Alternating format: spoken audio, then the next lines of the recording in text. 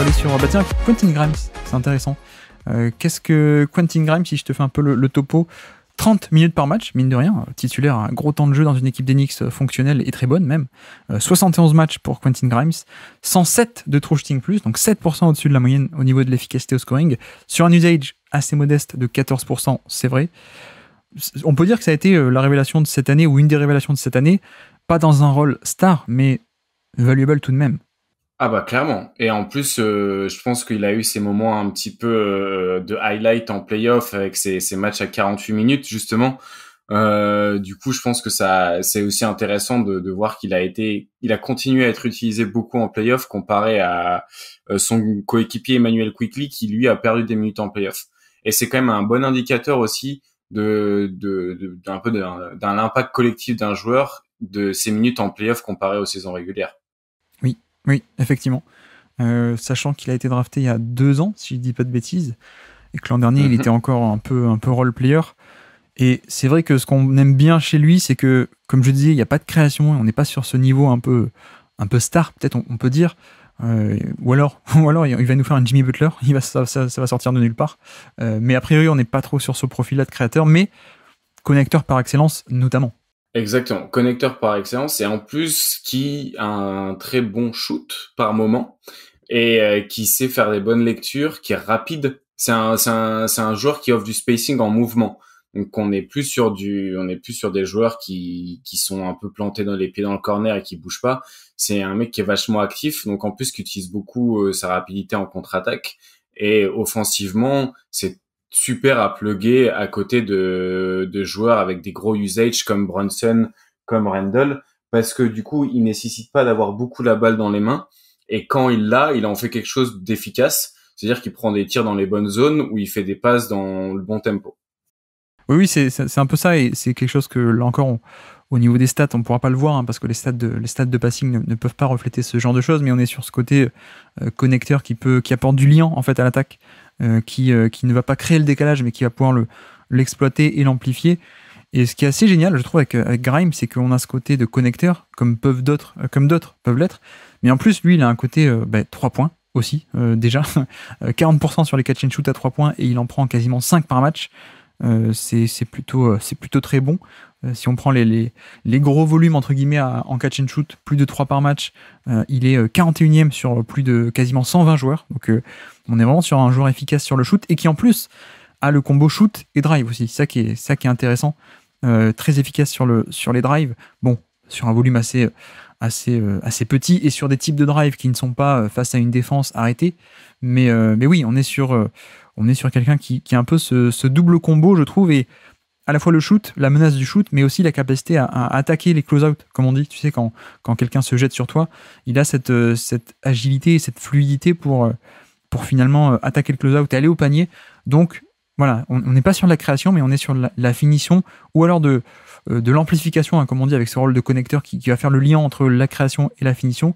Il y a pas mal de drives comme ça et de passes qui surviennent sur on me donne le ballon avec déjà un décalage, j'attaque et je ressors vers quelqu'un ou je fais l'extra passe. Et ça a aussi un profil, ça a pas mal de valeur finalement, même si, encore une fois, ce n'est pas de la création, mais c'est peut-être un des meilleurs dans ce rôle-là de connecteur en fait.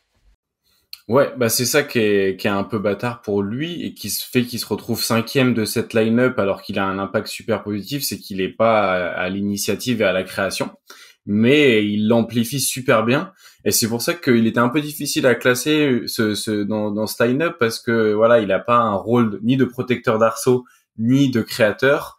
Et pourtant, il est super positif sur le collectif d'une équipe et tu vois, c'est exactement ce qu'a manqué du côté de Cleveland, par exemple. Eux, du côté de New York, ils l'avaient. Et Oui. par contre, sur son shoot, je suis curieux parce que j'en ai parlé dans l'intro, mais en fait, sur cette saison, avant le All-Star Game, il tire à 35% à 3 points sur 5 tentatives. Ouais. Et après le All-Star Game, il tire à 45% à 3 points sur 7 tentatives par match. 45. Et du coup, je sais pas vraiment du coup c'est quoi son vrai niveau, parce que du coup j'ose penser que c'est quand même une surchauffe la partie post All-Star Game. Et est-ce que du coup il est au niveau de quoi, de 39-40, ce qui serait déjà énorme en termes de enfin, en termes de qualité de shooting, c'est vraiment, en fait, il y a le potentiel pour qu'il soit vraiment un très très bon shooter à 3 points. Oui, effectivement. Du coup, le vrai niveau, comment dire, s'il faut se fier à quelque chose, c'est ni la première partie ni la deuxième partie, c'est la moyenne globale, quoi. Ouais. Mais comme tu dis, 40, ce serait déjà très très bien. Qu'est-ce que disent les autres indicateurs? Ouais, 80% lancé franc cette année.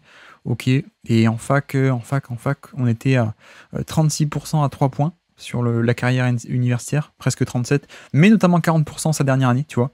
Dernière année à Houston en 2021, la fac de Houston sur pas mal de 250 tentatives. Donc effectivement, ça me paraît pas fou si en effet on est sur un shooter autour des 38, 39, 40% à 3 points. Et ce qui serait vraiment un gros plus parce que pour pouvoir attaquer les close-out, justement, il faut ce degré de dangerosité. Donc oui, on est sur un vrai profil très très valuable à mon avis. Et puis qu'est-ce que tu penses de sa défense d'ailleurs? Il est petit, donc c'est un bon défenseur, mais c'est quand même, il a des limitations physiques. Je sais pas à quoi il est mesuré. Ouais, 6'5", donc 1m96. Il est à un profil assez frêle, mais il a des très bons appuis. Et donc je trouve il arrive bien à jouer ce rôle un petit peu il peut pas empêcher quelqu'un vraiment de driver, mais il peut contenir un petit peu. Il peut utiliser sa vitesse latérale et ses bons appuis pour pouvoir un petit peu contenir des extérieurs, mais il va pas forcément être switchable sur des joueurs plus grands.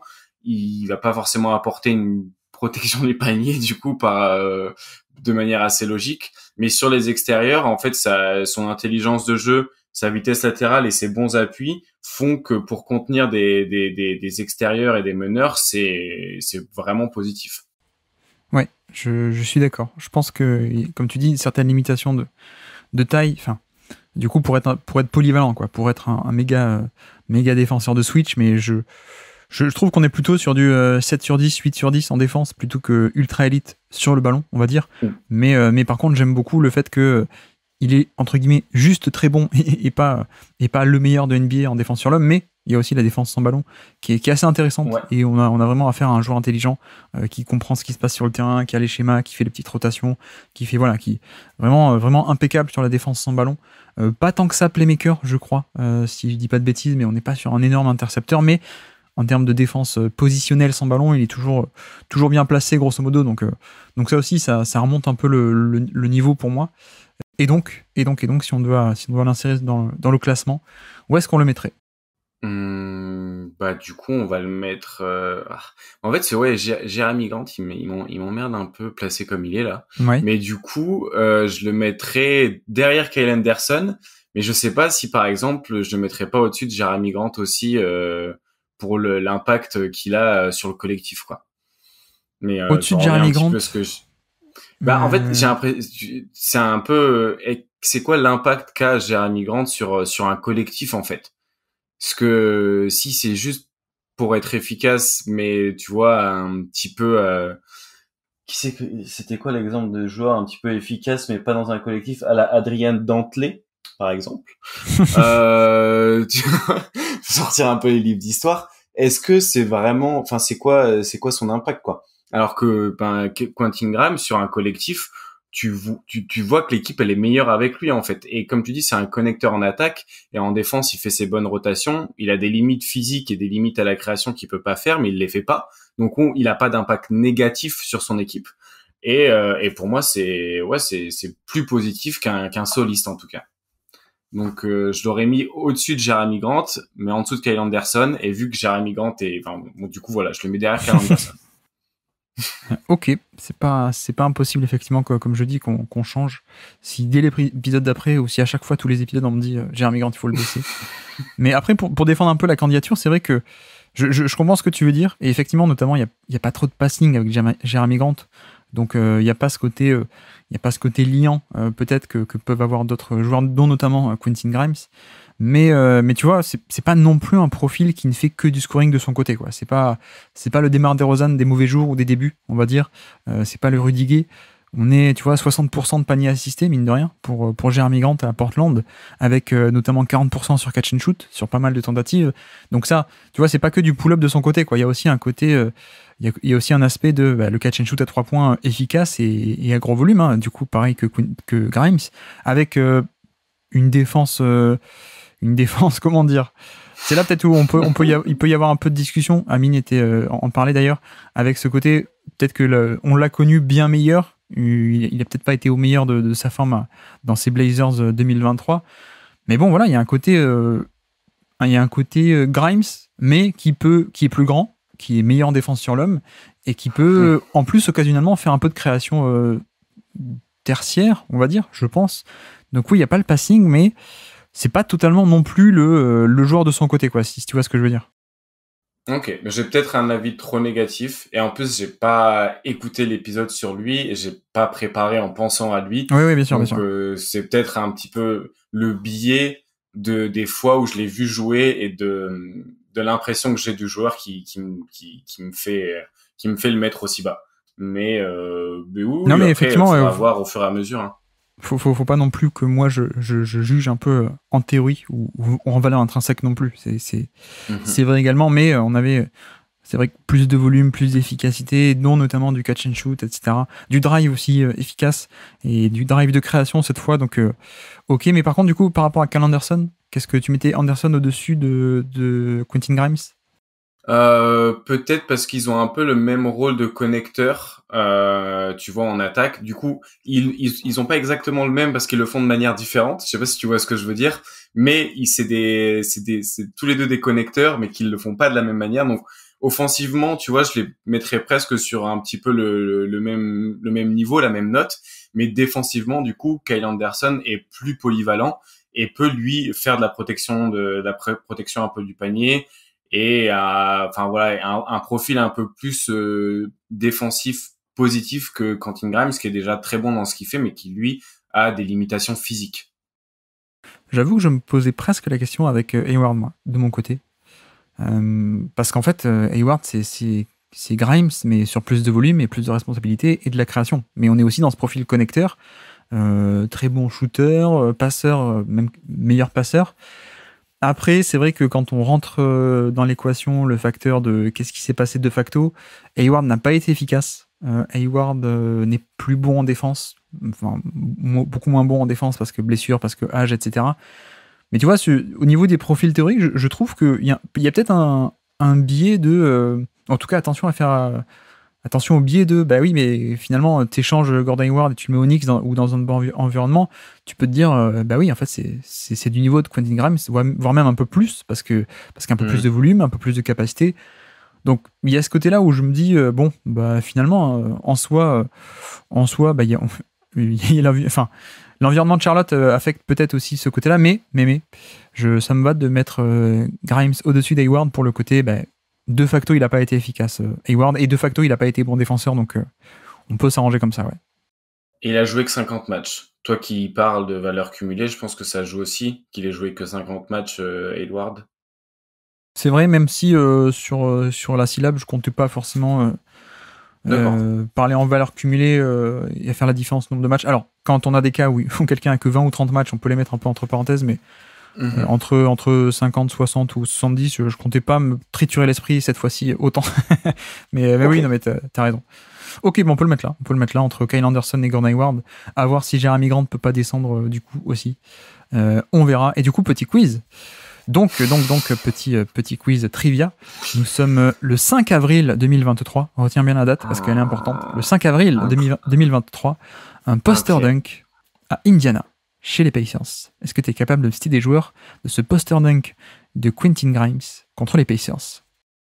Il dunk sur qui? Sur un intérieur.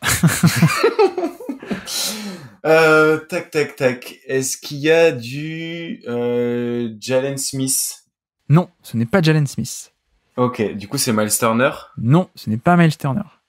Bon, alors je vais aller du côté des Knicks pour me rattraper un peu. Du coup, il y a Quentin Grimes. Oui. Il y a... on est sur le quiz difficile du jour, hein, pour le coup. Ok. Bon, c'est bien, comme ça j'ai une excuse. Il y a Emmanuel Quickley. Non. Il y a Julius Randle. Non. Il y a R.J. Barrett. Non plus. Hartenstein. Exactement. Hartenstein est sur le terrain. Ok, super. On a un mec. Ok, il y a Hartenstein en poste 4. Quelqu'un qui d'ailleurs est aux Pacers aujourd'hui. Il vient de signer aux Pacers. Ouais, mais j'ai pas du tout suivi l'intersaison, c'est une catastrophe. Est-ce qu'il y a Liberton côté Pacers? Non. Nous sommes le 5 avril. TJ McConnell? Oui, TJ McConnell est là. Ouais. Ok. Il y a Buddy Hield. Oui, Buddy Hield. Bon, il y en a un, il est introuvable. C'est Gabe York. Introuvable. Gabe York. Ok. Ouais. Il a fait quelques matchs, 3-4 matchs de fin de saison. Et par contre, le dernier, il a signé aux Celtics. C'est un ailier défensif. Bichret? Oh là là là là. On dit son nom de famille. C'est une catastrophe. C'est une catastrophe. Je crois que tu veux dire Ochea Brissett. Enfin, j'espère en tout cas. Oui, voilà, c'est lui. Oui, non, mais tu vois, autant je sais qu'il est catastrophique en efficacité au shoot, autant je sais pas comment prononcer son nom de famille. Mais oui, c'était à lui que je pensais. Et l'intérieur, il s'appelle Isaiah Jackson? Exactement, Isaiah Jackson.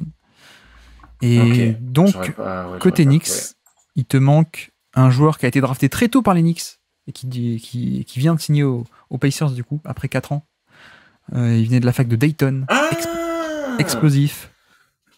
Oui, monsieur concours de dunk, Obi Toppin. Exactement, Obi Toppin est là, Hartenstein, tu l'as cité, Quentin Grimes. Et puis les deux derniers, on en a un qui a joué en playoff, quelques minutes par-ci par-là, et un autre qui malheureusement n'a pas joué en playoff alors qu'il avait un bon salaire. Il y a Derrick Rose du coup? Non. Il y a Evan Fournier. Evan Fournier est sur le terrain, effectivement. Ah, il fallait le trouver parce qu'il avait joué 2 minutes cette saison, lui. Ah bah oui, je t'ai dit quiz difficile. Ouais. Bon, ça lui apprendra à part signer pour les Celtics en même temps. Et le dernier, du coup, il a joué en playoff, mais il a pas beaucoup joué en playoff. Alors, attends. C'est un meneur arrière défensif. Il est écossais. Écossais. Ça te dit rien, ça? C'est un Mac. Il est écossais, c'est un Mac. Mike Callister? Non, là, c'est... McBride. Oui, Miles McBride. Exactement, t'as réussi à choper la page basketball référence. Bien joué. Non, promis, j'ai pas... Non, j'ai les mains sur les genoux. On te croit. Merci d'avoir écouté cet extrait. S'il vous a plu, l'émission complète est disponible en description et on se donne rendez-vous sur le feed principal du Basket Lab pour l'intégralité des podcasts. À bientôt.